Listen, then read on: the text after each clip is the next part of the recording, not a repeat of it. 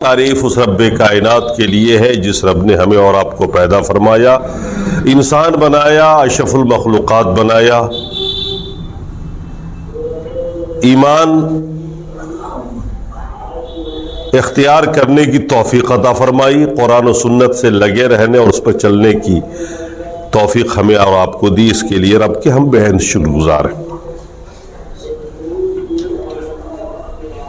بیش بہا درود نبی کریم علیہ الصلوۃ والتسلیم اور آپ کے تمام آل و اصحاب پر جن کے توسط سے یہ دین ہم اور آپ تک پہنچا۔ سامعین کرام، آج ہم آپ کے سامنے میں اس عظیم واقعہ، اس عظیم حادثے کو پیش کر رہے ہیں جس کو معراج کہا جاتا ہے۔ تاریخ دانوں کا اس میں اختلاف ہے کہ یہ معراج در حقیقت کس سن میں ہوئی۔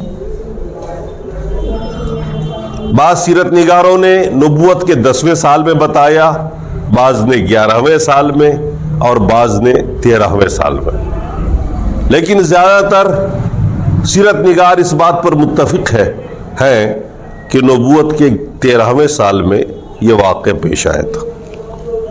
یہ ایک عظیم واقعہ، ایک عظیم معجزہ جو اللہ کے رسول کے ساتھ پیش آیا۔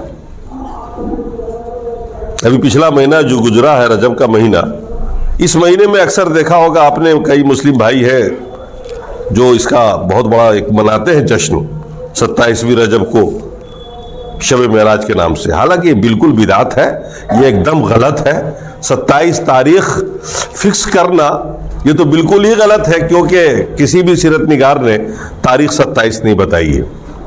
پھر سب سے بڑی بات یہ کہ نہ تو اس کام کو اللہ کے رسول نے کرنے کا حکم دیا، نہ صحابہ نے کیا، نہ تابعی نے کیا، نہ تبع تابعی نے کیا۔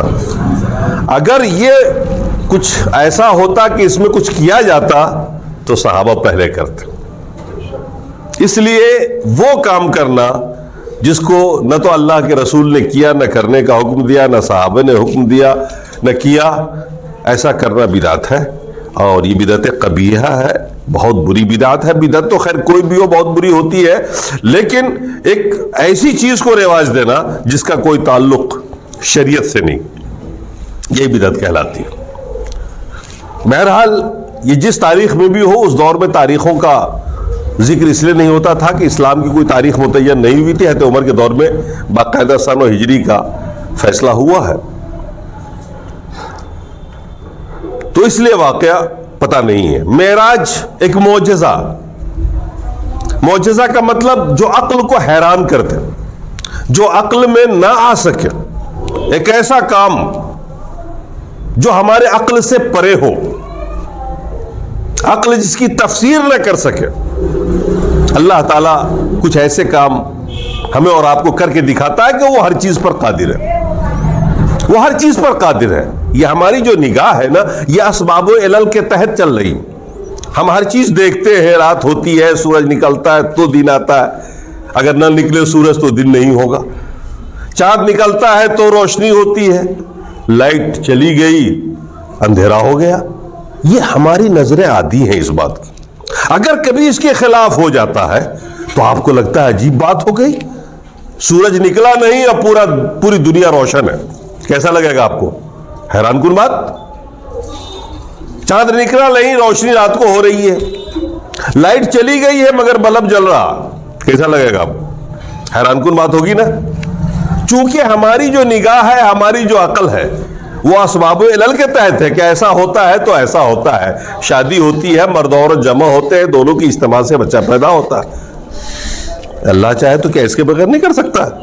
اللہ چاہے تو سورج نکالے بغیر روشنی نہیں کر سکتا، وہ چاہے تو چاند نکالے بغیر روشنی نہیں کر سکتا ہے، وہ سب کچھ کر سکتا ہے۔ ان اللہ علی کل شیء قدیر، وہ تو ہر چیز پر قادر ہے، جو چاہے کر سکتا ہے۔ تو معجزات جو ہوتے ہیں وہ عقل کو حیران کر دینے والے ہوتے ہیں۔ اللہ تعالیٰ کبھی کبھی ایسا دکھاتا رہتا ہے تاکہ آپ جان سکیں، سمجھ سکیں کہ ہماری قدرت محدود ہے اور اللہ کی قدرت لامحدود ہے۔ معراج جو عقل کو حیرت میں ڈال دے۔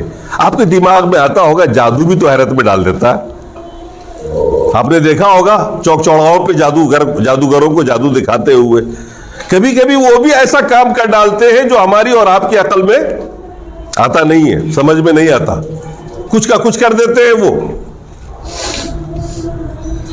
کچھ کا کچھ کر دیتے ہیں، تو کیا وہ بھی معجزہ ہے؟ کیا وہ بھی معجزہ ہے؟ لوگ چند روپوں چند پیسوں کی خاطر آج کل چوک چوراہا پہ میلہ لگاتے ہیں نا، اور حیران کن کام کرتے رہتے ہیں، انسان متحیر رہتا ہے، پریشان رہتا ہے، یہ کیسے ہو گیا؟ تو معجزے میں اور اس میں کیا فرق ہے؟ وہ بھی آج آپ کو سمجھ میں آئے گا کہ اللہ تبارک و تعالیٰ نے آپ کو سفر معراج کیوں کرایا، کیونکہ معجزہ جو بھی ہوتا ہے وہ بامقصد ہوتا، وہ بامقصد ہوتا ہے، اس میں ایک تو یہ حقیقت دکھانی ہوتی ہے کہ اللہ تعالیٰ ہر چیز پر قادر ہے، دوسرا اس معجزے سے کوئی نہ کوئی علم، کوئی نہ کوئی فائدہ متعلق ہوتا ہے۔ معجزہ بامقصد ہوتا ہے، جادو بے مقصد ہوتا ہے، وہ صرف تھوڑی دیر کے لیے آپ کو حیرانی میں ڈال دینے والا کام ہوتا ہے۔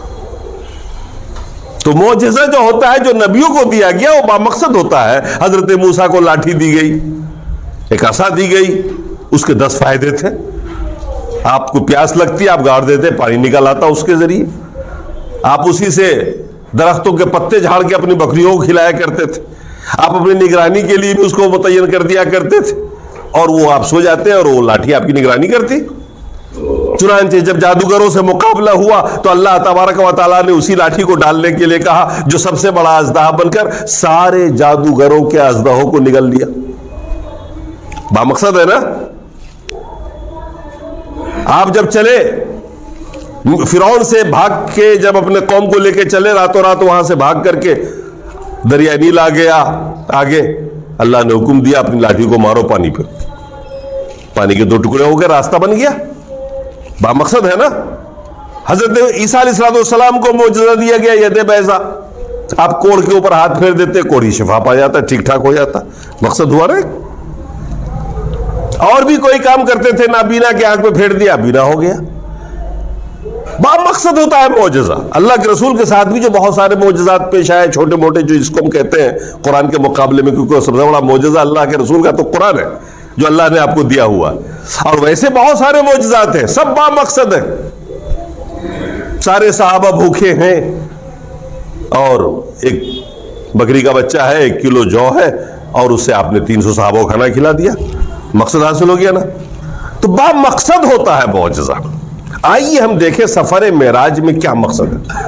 اللہ تبارک و تعالیٰ نے بیان فرمایا، سبحان الذی اسری بعبدہ لیلا من المسجد الحرام الی المسجد الاقصی، پاک ہے وہ ذات جو لے گیا اپنے بندے کو راتوں رات مسجد حرام سے مسجد اقصی تک۔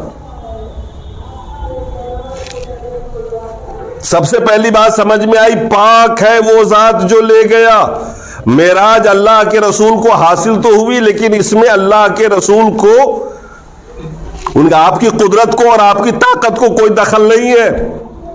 وہ راتوں رات سفر کرانے والا کون ہے؟ اللہ ہے۔ سبحان الذی اسری بعبدہ، اپنے بندے کو راتوں رات لے گیا مسجد حرام سے مسجد اقصی، یعنی مکہ سے بیت المقدس، اور پھر وہاں سے 7 آسمان طے کرتے ہوئے عرش اعظم پر۔ یہ ذکر حدیث میں آتا ہے، حدیث متواترہ ہے اس کے لیے، قرآن میں نہیں اس کا ذکر، باقی دوسری آیتوں میں اشارتاً اس کا ذکر ہے آسمانی سفر کا۔ اچھا، یہ معراج جو ہوئی ہے آپ کو جسم اور روح کے ساتھ ہوئی، اس کے علاوہ کئی معراج آپ کو حاصل ہوئی جو صرف روحانی تھی، لیکن یہ معراج آپ کی جسمانی تھی، جسم کے ساتھ آپ گئے، یعنی انہی جسموں میں، جن جسموں میں ہے۔ اللہ نے یہ معراج کیوں عطا کی، یہ ایسا کیوں کروایا، راتوں رات سفر کیوں کروایا، اس کی وجہ بیان فرمائی اللہ نے۔ اسری بعبدہ لیلا من المسجد الحرام الى المسجد الاقصی الذی بارکنا حولہ، جس کے ارد گرد ہم نے برکتیں رکھ رکھی ہیں۔ زیادہ تر انبیاء کرام جو مبعوث ہوئے ہیں وہ اسی علاقے میں ہوئے، فلسطین کے اسی علاقے میں ہوئے، جہاں اسرائیل ہے، فلسطین ہے، وہی علاقہ ہے جہاں بہت سارے انبیاء ہوئے۔ حضرت ابراہیم علیہ السلام وہاں جا کے ہجرت کر کے ادھر گئے تھے بابل سے، اور پھر وہیں پر ان کا پورا خاندان آباد ہوا، اور پھر ان کے دادا بھی نبی ہوئے، ابا بھی نبی ہوئے، بیٹا بھی نبی ہوئے، سب وہی تھے۔ اور اسی سے قریب میں مصر ہے، بغل میں، تو وہاں ان نبیوں کی قبریں بھی ہیں، اور اللہ تبارک و تعالیٰ نے وہاں پر خاص طور سے جو ایک پھل دیا ہے زیتون کا، جو سب سے مہنگا ہوتا ہے اس کا تیل، دنیا کا واحد تیل جس میں کولیسٹرول ہے ہی نہیں، یہ سب وہی ہوتا۔ اور اس کے علاوہ نبیوں کی جو قبریں ہیں، آپ دیکھیں گے سفر معراج میں کہ اللہ کے رسول نے قبروں میں دیکھا نبیوں کو نماز پڑھتے ہوئے۔ تو بہت ساری چیز دکھانی تھی رسول، مقصد تھا اس معجزے کے پیچھے کہ آپ جن باتوں کی دعوت و تبلیغ کرتے ہیں، جن باتوں کو بتاتے ہیں، ان کو اپنی نگاہ سے دیکھیں۔ آپ نے اس سے پہلے کبھی جنت نہیں دیکھی تھی، دوزخ نہیں دیکھا تھا، صرف خبر آتی تھی، آپ اس کا پرچار کرتے تھے۔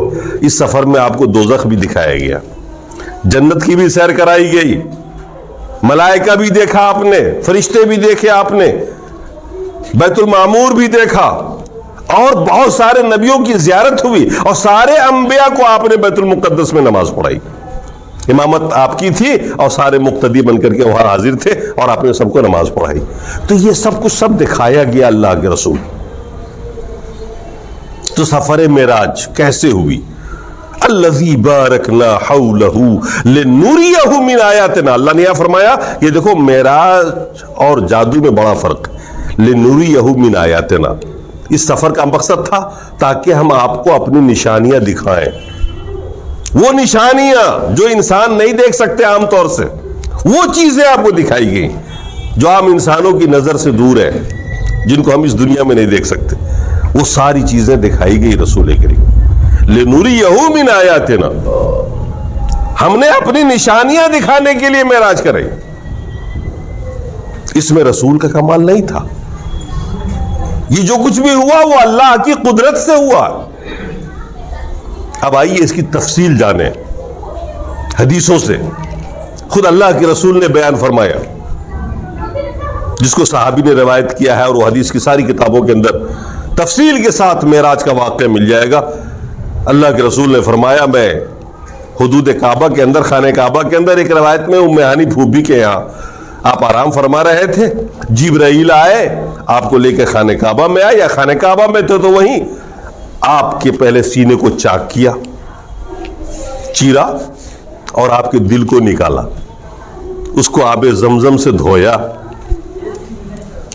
اور ایمان و حکمت سے بھرا ہوا ایک تشت آپ کے سینے میں رکھا، اور پھر دل کو آپ کے اندر رکھ کر کے ہاتھ پھیرا، ویسے کہ ویسے ہو گئے۔ اب آپ کے لیے حیرت کی بات ہوگی، لیکن اللہ تعالیٰ کے لیے، ہمارے لیے، آپ کے لیے حیرت کی بات ہوگی، لیکن اللہ کے لیے کوئی مشکل نہیں ہے، اللہ ہر چیز پر قادر ہے۔ پھر وہاں سے آپ چلے ایک سواری پر سوار ہو کر، سوار کیسا تھا؟ اس کا نام براق، اور وہ کوئی بہت بڑی سواری نہیں تھی، خچر سے چھوٹا اور گدھے سے بڑا۔ اللہ کے رسول فرماتے ہیں کہ اس کی جو رفتار تھی، نگاہ کی جو حد مسافت ہوتی ہے، جو ہم اور آپ دیکھ سکتے ہیں، 2-3 کلومیٹر تو ہم اور آپ دیکھ ہی لیتے ہیں، تو ایک قدم یہاں پڑتا تھا اور اگلا وہاں پڑتا تھا۔ اس طریقے سے آپ چلتے جا رہے تھے، اور اسی سواری پہ سوار ہو کر کے آپ بیت المقدس پہنچے، اور اپنی سواری کو اسی جگہ لے جا کے باندھا جہاں سارے نبیوں نے پہلے سے باندھا ہوا تھا اپنی سواری کو، جہاں باندھا کرتے تھے پہلے انبیاء کرام، اسی جگہ سے باندھا آپ نے، اور پھر وہاں سارے انبیاء پہلے موجود تھے، حضرت آدم سے لے کر کے حضرت عیسیٰ علیہ السلام تک سارے انبیاء وہاں موجود تھے، جسموں کے ساتھ۔ ہمیں اور آپ کو حیرت ہوگی، لیکن اللہ تبارک و تعالیٰ کے لیے کوئی مشکل کام نہیں ہے کہ اللہ سارے نبیوں کو وہاں موجود کر دے۔ جبرائیل امین نے آپ کا ہاتھ پکڑ کے آگے بڑھایا، امامت کی جگہ کھڑا کیا، اور سارے نبی مقتدی بنے، اور آپ نے وہاں 2 رکعت نفل نماز پڑھائی سارے نبیوں کو۔ اور وہیں پر آپ کے سامنے میں 2 پیالے پیش کیے گئے. جبرائیل نے 2 پیالے پیش کیے پینے کے لیے، ایک میں شراب ایک میں دودھ، اور آپ کے سامنے میں پیش کیا گیا. اللہ کے رسول نے دودھ کا پیالہ اٹھایا اور پی لیا. جبرائیل نے فرمایا آپ قد اصبت، آپ درست راستے پر گئے، آپ بھی گمراہی سے بچیں گے اور آپ کی امت بھی بچ جائے گی. اگر آپ شراب پیتے تو آپ کی پوری امت گمراہ ہو جاتی. چنانچہ اللہ کے رسول نے دودھ کا وہ کٹورا لیا، پیا. پینے کے بعد وہاں سے اب آپ کا سفر شروع ہو رہا ہے آسمان کا. پہلے آسمان پر گئے، پہلے آسمان کے تک پہنچے. جبرائیل نے دروازہ کھلوایا آسمان کا. پوچھا گیا کون ہے آپ کا؟ جبرائیل ہوں. آپ کے ساتھ کوئی اور ہے؟ کہا ہاں میرے ساتھ نبی ہیں محمد صلی اللہ علیہ وسلم. کیا ان کو اجازت ملی ہے اندر آنے کی؟ کہا جبرائیل نے ہاں ملی ہے.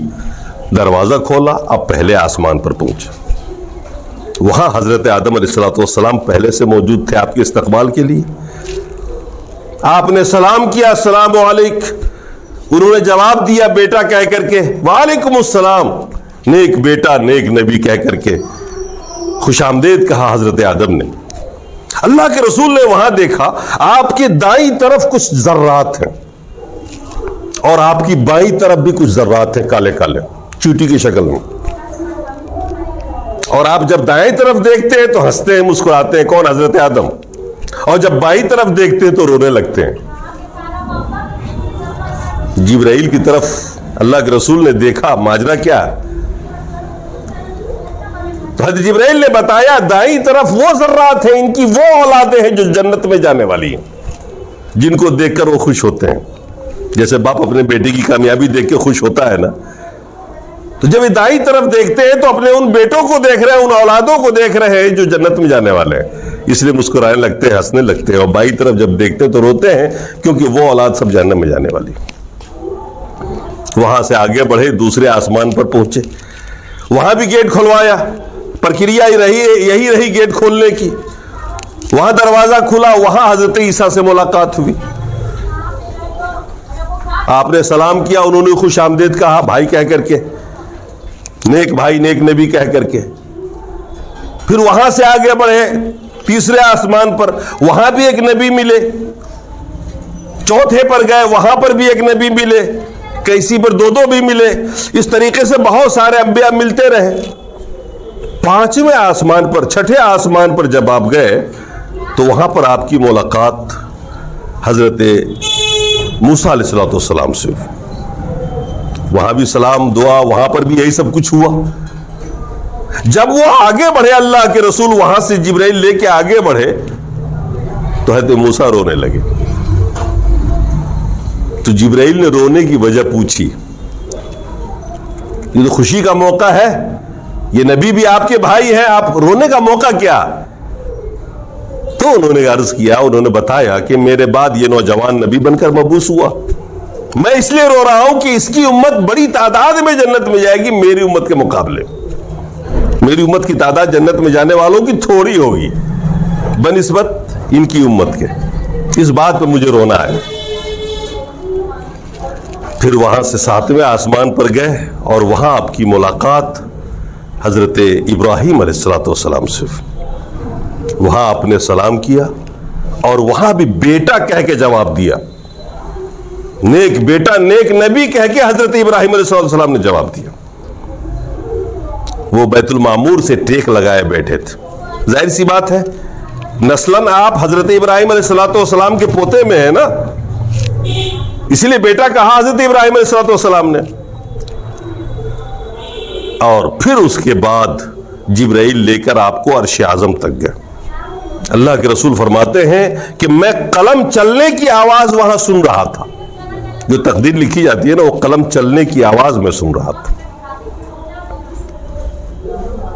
اور پھر میرے سامنے میں وہ درخت نمودار ہوا جس کے پتے ہاتھی کے کان کے برابر اور جس کے پھل مٹکے کے برابر تھے، اور مختلف رنگ اس کے اوپر آتے اور جاتے تھے جن کو ہم بیان نہیں کر سکتے.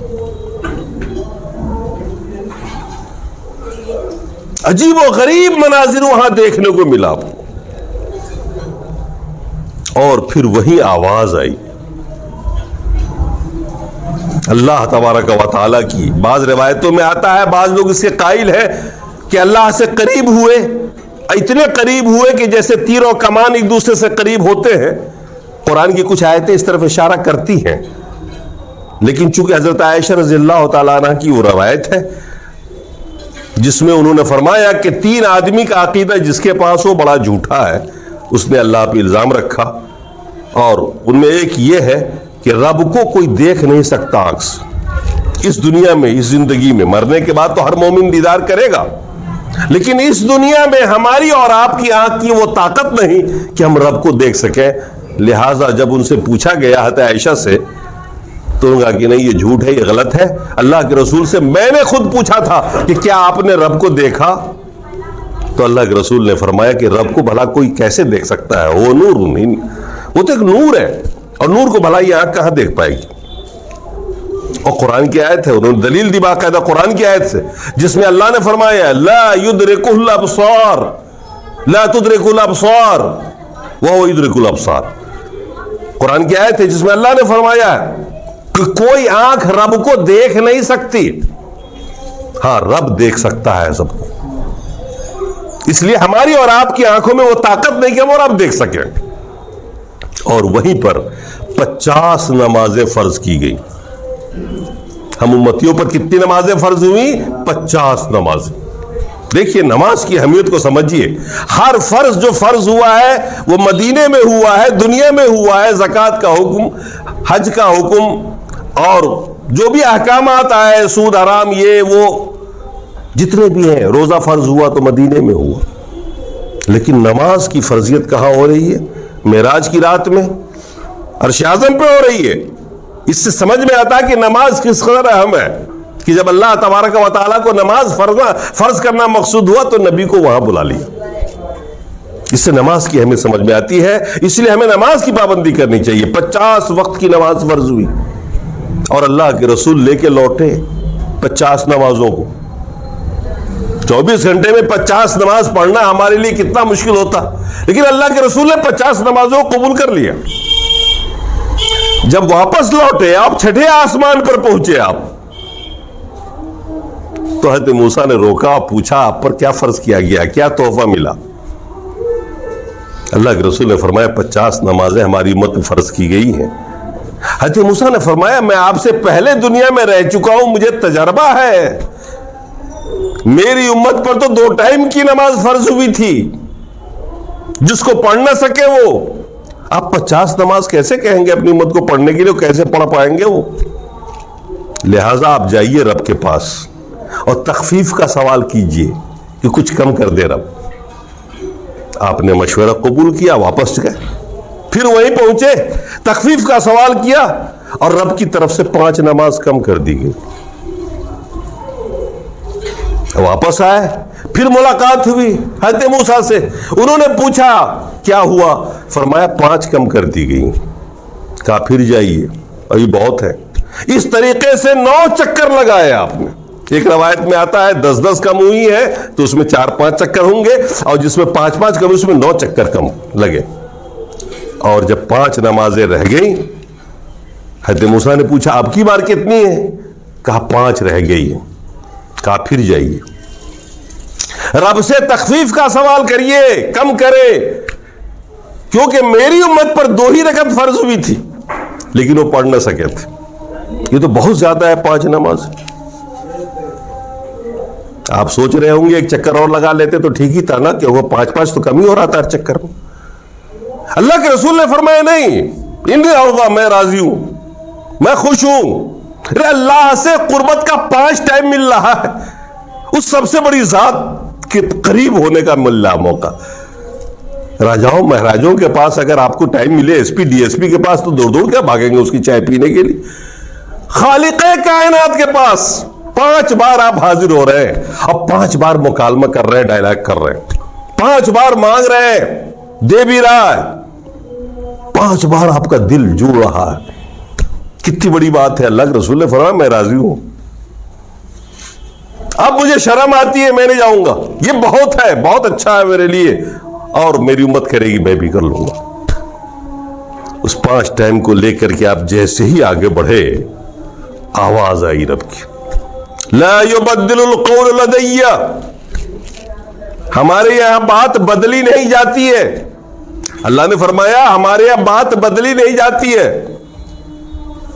لک الخمس، آپ کو تو 5 ہی نماز پڑھنی پڑے گی آپ کی امت کو، لیکن ہم دیں گے 50 کا ہی ثواب، کیونکہ ہم نے جب 50 فرض کر دیا تو 50 ہی فرض رہے گی، پڑھنی 5 پڑے گی، اور اجر کتنے کا ملے گا؟ 50 کا، یعنی ہر ایک نماز 10 نماز کے برابر، ہر ایک نماز 10 نماز کے برابر۔ ایک دن آپ نے 5 وقت کی نماز پڑھی، اس کا مطلب 10 دن آپ نے پڑھ لی۔ نماز پڑھنے کی عمر اگر آپ کی 20 سال ہے، 30 سال ہے، اب اس کو 10 سے گنا کر لیجیے، آپ کہاں پہنچتے ہیں؟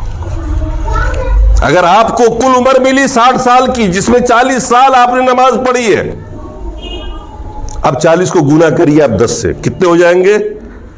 40 دائیں کا 400، گویا آپ کی عمر کتنی ہو گئی عبادت کی؟ 400 سال۔ کہاں پہنچے آپ؟ عمر 60 سال کی، عبادت 400 سال کی۔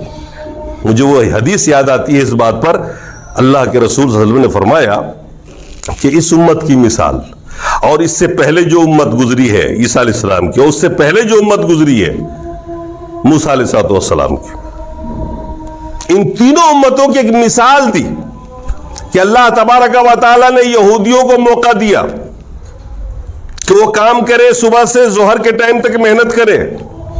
یہودیوں نے کیا، اس کو ملا 1 قیرات، 1 قیرات اجر ملا، 1 قیرات جو بھی ہو، $1 کہہ لیجئے، 1 روپیہ کہہ لیجئے، مزدوری مل گئی اس کو، وہ خوش ہے۔ 1 روپے پہ اس نے صبح سے لے کے 12 بجے تک کام کیا، دن نکلنے سے لے کے 12 بجے تک۔ دوسرا موقع ملا عیسائیوں کا، اللہ تبارک و تعالیٰ نے انہیں حکم دیا مزدوری کا، اس نے بھی کام کیا ظہر سے لے کے عصر تک، اس کو بھی اجر میں اللہ نے دیا 1 قیرات، وہ بھی راضی اور خوش ہے، اس کی مزدوری اتنی ملی، ٹائم کم ملا مگر مزدوری اتنی ہی ملی۔ اور عصر سے لے کے مغرب تک جو کم ٹائم ہوتا ہے، یہ وقت مجھے ملا ہے، میری امت کو ملا ہے عبادت کے لیے۔ ہماری عمر تھوڑی ہو گئی نا، ان کے مقابلے میں ہماری عمریں بھی کم ہیں، اوسطاً عمر ان کی 70-80 سال ہوا کرتی تھی، آج ہم 50 سال 60 سال جیتے ہیں، اور ہم کو بھی ملا 1 ہی قیرات، یا 2 قیرات دیا اللہ تعالیٰ۔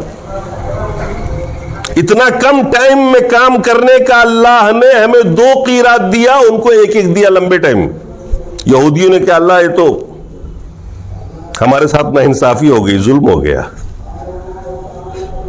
انہوں نے کم کام کیا، امت محمدیہ نے کم ٹائم لگا، ان کو 2 قیرات ملا ان کو، اور باقی ہم نے لمبا لمبا کام کیا، لمبے ٹائم تک کام کیا، اور ہم کو 1 قیرات ملا۔ اللہ تبارک و تعالیٰ نے فرمایا یہودیوں سے تمہارے اوپر ظلم تو نہیں ہوا؟ کہا کہ نہیں ظلم تو نہیں ہوا، طے تو وہی تھا۔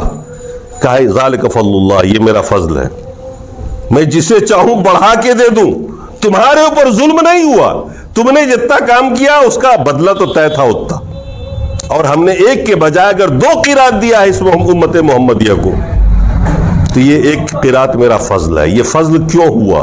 اس لیے کہ ان کی عبادت کی عمریں کم ہوئی، ان کو 1 ٹائم نماز پڑھنے کی نیکی 1 ہی ٹائم کی ملی تھی، آپ کو 1 نماز 10 کے برابر ملی، تو آپ نے اگر 1 دن نماز پڑھ لی تو اس کی نیکی ظاہر سی بات ہے ان کے 10 دن پہ بھاری پڑے گی نا۔ اس طریقے سے اگر انہوں نے 40 سال عبادت کی اور آپ نے بھی 40 سال کی، تو آپ کی تو عبادت کی عمر بہت لمبی ہو گئی نا۔